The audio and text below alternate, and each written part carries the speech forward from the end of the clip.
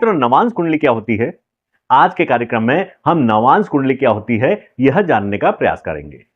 जिस प्रकार से एक डॉक्टर किसी भी बीमारी का पता लगाने के लिए उस बीमारी से संबंधित अंग का ऑपरेशन करता है, उसी प्रकार से हमारी नववांश कुंडली होती है। लग्न कुंडली के अंदर यदि कोई योग बनता है या फिर कोई दोष बनता है तो उसकी प्रमाणिकता के लिए हम नवांश कुंडली देखते हैं। कई विद्वान नवांश कुंडली को केवल विवाह के लिए देखते हैं, लेकिन ऐसा बिल्कुल भी नहीं है। नवांश कुंडली को हर योग और हर दोष को प्रमाणित करने के लिए नवांश कुंडली को देखा जाता है।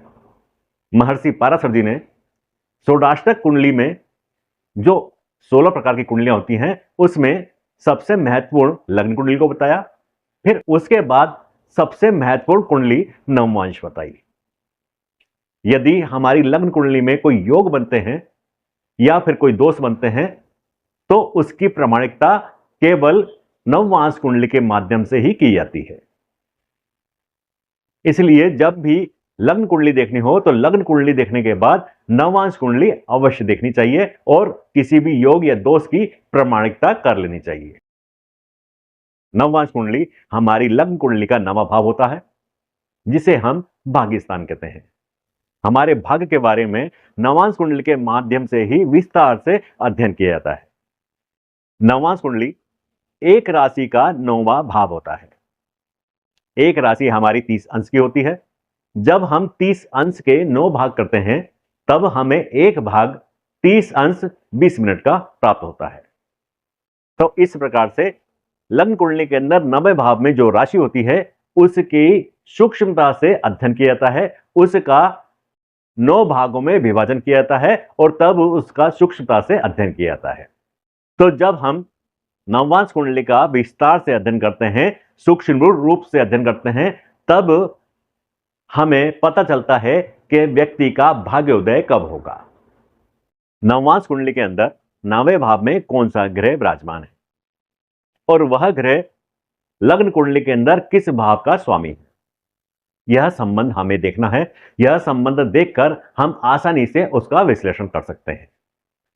मान लीजिए लग्न कुंडली के लग्न का स्वामी लग्नेश नववांश कुंडली के भाग्य स्थान में विराजमान है, तब आप आसानी से कह सकते हैं कि यह व्यक्ति भाग्यशाली होगा, भाग्य इसका साथ देगा।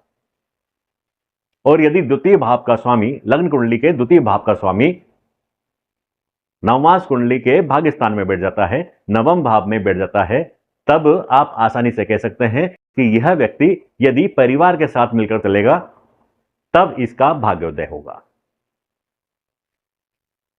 और यदि लग्न कुंडली के तृतीय भाव का स्वामी नववांश कुंडली के नवम भाव में आकर बैठ जाता है, तब आप कह सकते हैं कि यह व्यक्ति यात्राएं करेगा और यात्राओं के द्वारा ही इसका भाग्योदय होगा।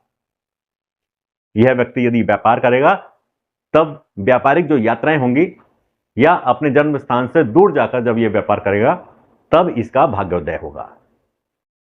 यदि चतुर्थ भाव का स्वामी नववांश कुंडली में 9वें भाव में आकर बैठ जाता है, तब आप आसानी से कह सकते हैं कि यह व्यक्ति परिवार के साथ रहकर वहीं पर कार्य कर अपने जन्म स्थान पर ही कोई कार्य करता है, तब यह इसका भाग्योदय होगा।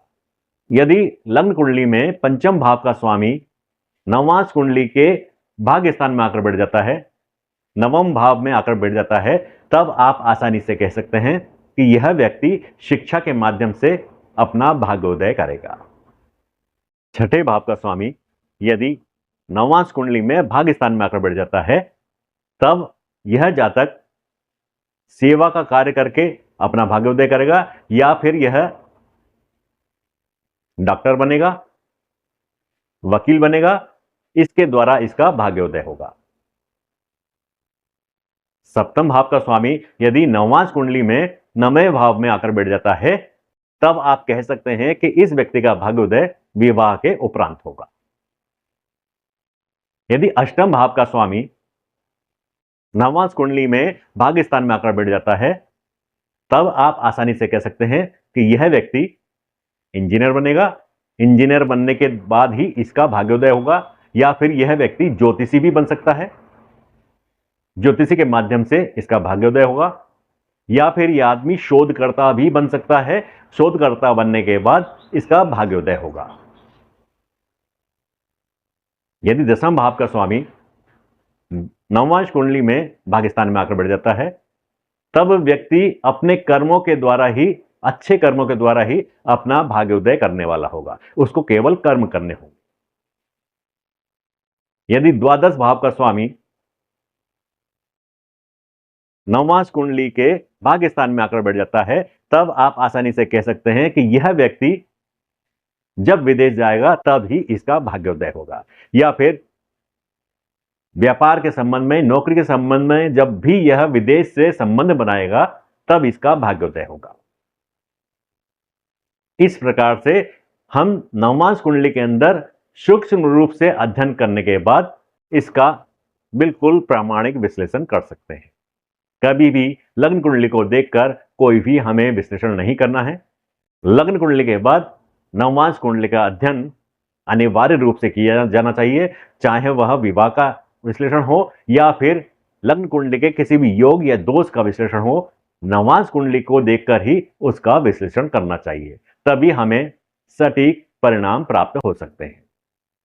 नवमांश कुंडली के माध्यम से हमारे भाग्य में और क्या लिखा है, कब हमको क्या मिलेगा, यह भी जानकारी प्राप्त हो सकती है।